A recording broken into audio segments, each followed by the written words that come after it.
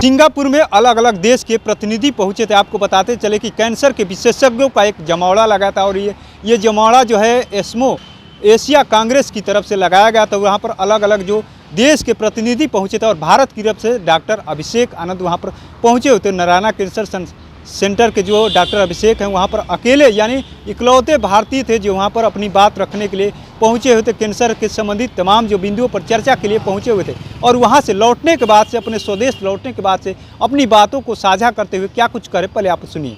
नमस्कार, मैं doctor Abhishek Anand, director Narayan cancer centre और head of the department Paras hospital, medical oncology, cancer specialist.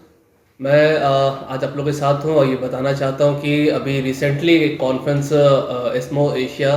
Singapore में हुआ गया था और ये एक इंटरनेशनल कॉन्फ्रेंस है जहाँ पे कि मुझे बुलाया गया था और स्पेशली इसलिए बुलाया गया था कि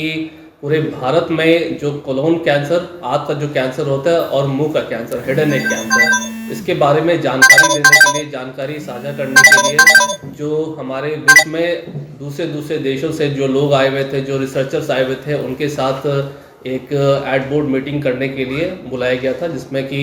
हम लोगों ने ये जानकारी एक दूसरे से प्रदान की कि भारत में किस तरह के कैंसर मुंह के यूजुअली देखने को मिलते हैं और आँख के किस तरह के कैंसर देखने को मिलते हैं। तो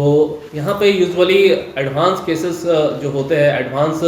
स्टेज के कैंसर जो होते हैं, स्पेशली जो हेड एंड नेक कैंसर होते हैं और कोलोन कैंसर ज़्यादा देखने को मिलते हैं अगर कंपेयर करें हम लोग वेस्टर्न कंट्रीज से या फिर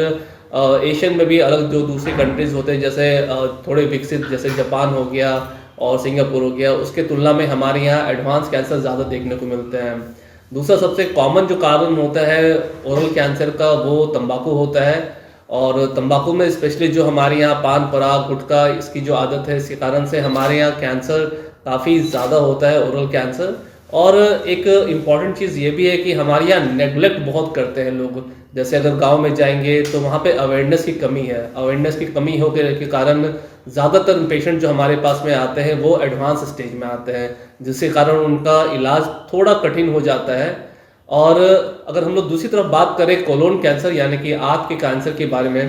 तो इसका भी जो कंडीशन है हमारे देश में उसी तरह का है, यानी कि मैक्सिमम जो पेशेंट्स जो आते हैं हमारे पास में एडवांस स्टेज में आते हैं और एडवांस स्टेज में जो पेशेंट्स आते हैं फिर से वही बात हो जाती है कि वहाँ उनका इलाज जो होता है थोड़ा कठिन हो जाता है। अगर अवेयरनेस को ठीक तरह से रखा जाए और ये बताया जाए, लोगों तक पहुंचाया जाए कि कैसे हम लोग कैंसर को शुरुआती दौर में पकड़ सकते हैं, तो हम लोग कोलोन कैंसर और मुंह के कैंसर को अर्ली स्टेज में पकड़ सकते हैं। वहाँ डिफरेंट देश से लोग आए हुए थे, डिफरेंट कंट्री से लोग आए हुए थे और रिसर्चर्स आए हुए थे जिन्होंने बताया कि उनके देश में भी कुछ ऐसा ही है, लेकिन वहाँ पे अर्ली स्टेज में कैंसर ज़्यादा देखने को मिलता है, जिससे कि वो लोग पहले सटीक इलाज करके पूरी तरह से ठीक कर देते हैं, क्योंकि वहाँ पे अवेयरनेस का माध्यम जो है काफ़ी स्ट्रांग है और अवेयरनेस जो होता है वो हर लोगों तक पहुँचाया जाता है।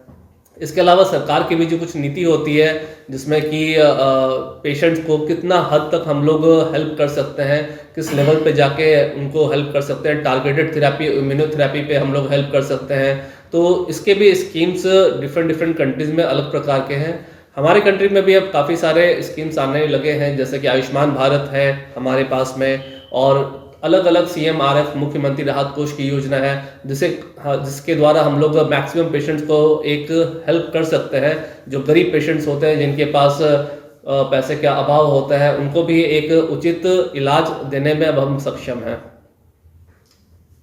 सर, आज के दौर में बहुत सारे ऐसे व्यक्ति हैं जो किसी भी तरह का धूम्रपान नहीं करते हैं, नशा नहीं करते हैं, उसके बावजूद भी वो कैंसर के शिकार हो जाते हैं। इसके पीछे क्या वजह है? कैंसर का कई कारण होते हैं और अगर हम लोग देखें WHO के मुताबिक तो लगभग 50 से 60% का कुछ ना कुछ कारण होता है, लेकिन अगर बाकी 40 से 50% जो कैंसर होता है उसका कोई कारण अभी तक पता नहीं चला है। हो सकता है कोई ऐसे जेनेटिक टेस्ट होते हैं, जेनेटिक मॉलिक्यूलर एबनॉर्मलिटी होती है, जैसे जीन म्यूटेशन होता है, उसके कारण से ये कैंसर होता है, जिसके बारे में अभी तक वैज्ञानिकों को, रिसर्चर्स को पता नहीं चला है। तो हम ऐसा कह सकते हैं कि ज़्यादातर कैंसर के पेशेंट जो होते हैं उनके बारे में हमें पता होता है कि कैंसर क्यों हो रहा है, और कुछ पेशेंट्स ऐसे भी होते हैं जिनके बारे में हमें पता नहीं होता है कि कैंसर क्यों हो रहा है। ये जानना ज़रूरी है कि जो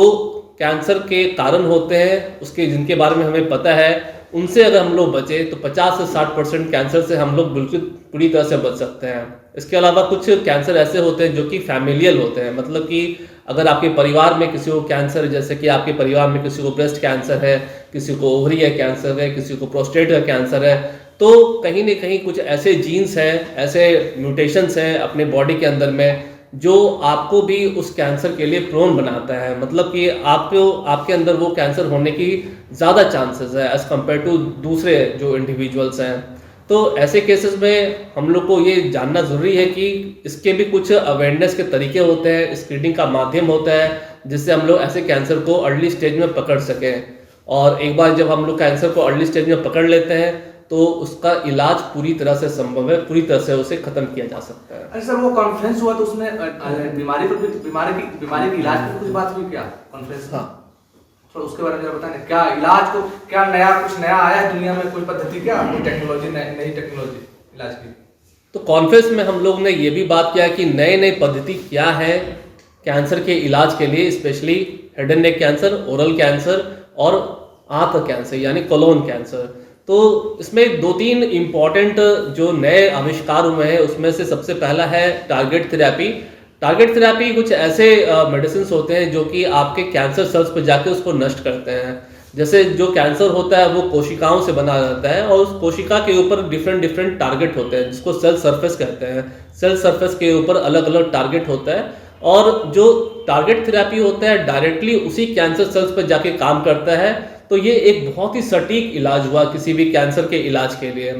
दूसरा जो नया पद्धति आया हुआ है वो है इम्यूनोथेरेपी। इम्यूनोथेरेपी भी एक लेटेस्ट चीज़ है और अब कोई भी कैंसर ऑलमोस्ट ऐसा नहीं है जिसमें इम्यूनोथेरेपी। तो आपने सुना किस तरीके से डॉक्टर अभिषेक ने तमाम बातों को रखा है। वहाँ पर जब यानी सिंगापुर में जो बातों को कैंसर को लेकर के विस्तृत चर्चा हुई, उस चर्चा के दौरान क्या क्या पहलुओं पर चर्चा की, आखिर में जिस तरीके से कैंसर से मरीज जो होते हैं डर जाते हैं, उनको बचाने के लिए अलग अलग टेक्निक से कैसे इलाज किया जाए। आपको बताते चले कि इस समय जो 3 जो क्रांति है कैंसर को रोगियों को इलाज करने के लिए, कीमोथेरेपी हो गया, टारगेट हो गया या इम्यूनिटी थेरेपी से जिस तरीके से रोगियों का कैंसर के रोगियों का इलाज किया जा रहा है, उसको लेकर के वहाँ पर चर्चा हुई और उस चर्चा के बाद से जब यहाँ पर लौटे हैं उसको लेकर के उन्होंने अपनी बातों को रखा है। तो ऐसे तमाम अपडेट से जुड़े रहने के लिए इनसाइडर लाइव देखते रहें।